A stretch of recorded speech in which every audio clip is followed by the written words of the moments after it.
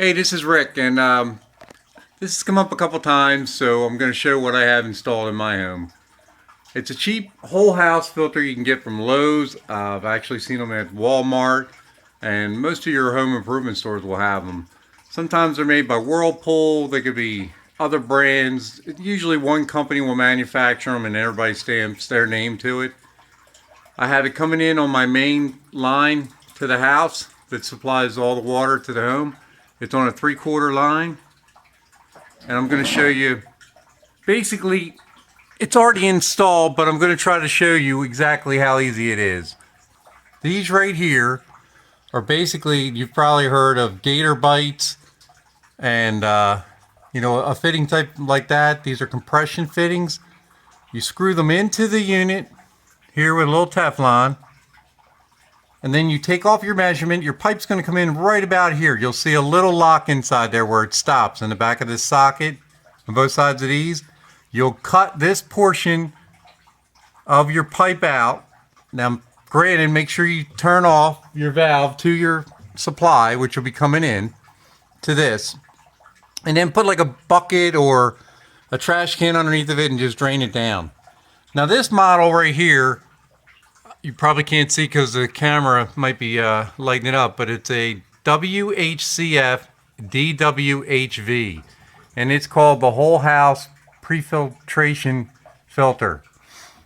There's a little thing here that says bypass, off, and filter. This has what's called a valve built right into the top of it, so you can change out the filter. Now, I've had some people ask me how you change the filter out also, so I'm going to show all that too. This is just a small tutorial on what you could use for your home. You know, we're running into problems where you're getting sediment in your water and all kinds of nasty stuff coming in. This has a filter in there that will filter it down so many microns. It has a carbon block filter in there to take out a lot of your nastiness in your water.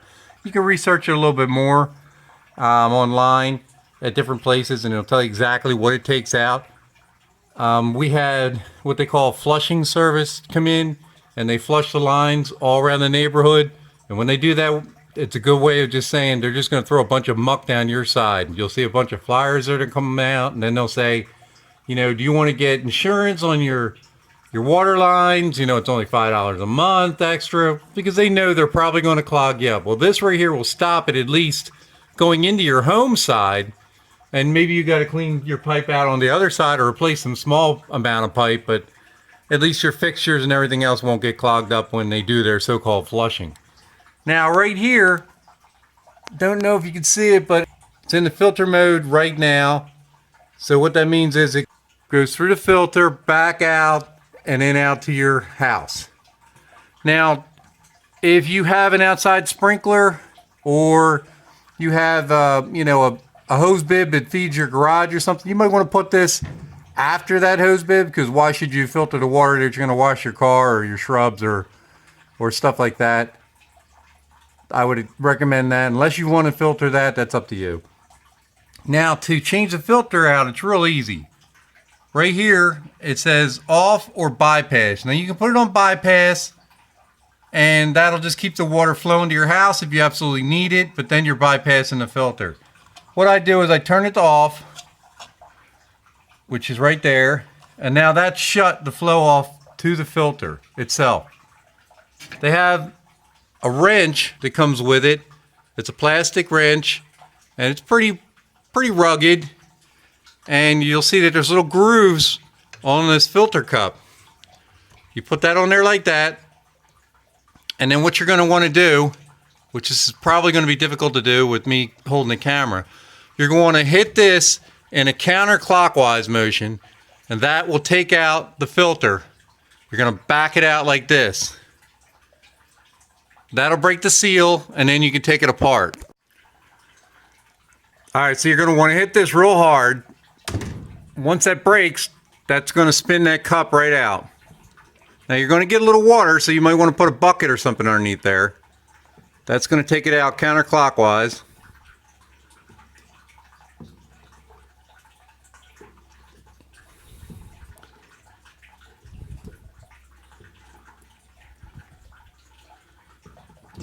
And there you go.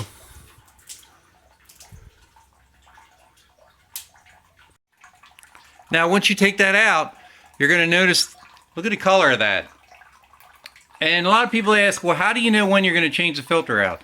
You'll know because the flow in your faucet, in your shower, will be greatly reduced. When that becomes reduced, that means that that filter is now struggling to work. It's clogged up with all kinds of sediment and whatever you pulled down the line from your piping. Now this is the new filter. Pull it back and you see the difference in color. That's how that's only been used. And it's been used about maybe, I'd say, 60 days on that filter there. Sometimes you can stretch them out a little bit longer depending on use. Now you can buy these from any kind of different manufacturer. A lot of different manufacturers will make them for this particular filter. They're all pretty much universal. You just have to decide what type you want, how much you want to filter down, the microns that it will filter down to. Now to show you the difference in filters, I don't know if you can see this. Try to pull back. This particular filter here says carbon block filter, 10 micron. It will reduce chlorine, reduce bad taste and odors, reduce fine sediment, and the temperature range to run it will be between 40 degrees to 180 degrees Fahrenheit. Ideal for commercial and residential and industrial use. That takes it down to 10 micron. Now, the Whirlpool manufacturer, which is what made this is actually made for, theirs is 5 micron. We don't buy like filtered water or anything like that from the stores anymore. This will do the whole house. You know, it takes that chlorine out, gets it out of your hair, and chlorine in low levels isn't bad for you, but when it gets into high levels, it's not good for you. And you know, I don't want to depend on the utilities to make sure that it's right, especially with all the stuff that's been going on now in the media about water being polluted. So this is the standard capacity, and it says that it's about 3 month cycle, and then you got to replace it. It reduces sediment, chlorine, basically the same thing. Now to replace it, it's real simple. They have little rubber seals on the bottom of these. Now make sure that they go on the bottom and the top of the filter. Sometimes they'll fall off, and some manufacturers have them to where they stick a little better than the others.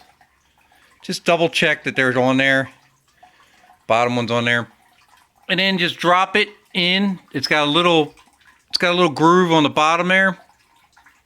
And that filter will sit right in there. If you can see it, sits right in there, and it's got a rubber seal on top of there. And then just go ahead and put it back in. As you can see, it's got a little surface there where the rubber goes on there. Just make sure that it's straight when it goes up in there, and don't cross the threads. Try to do this with one hand. And then just keep turning around.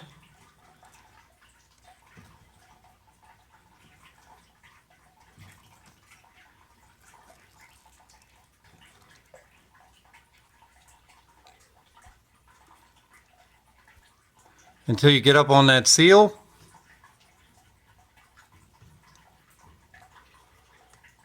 And take your wrench and just pull back on it.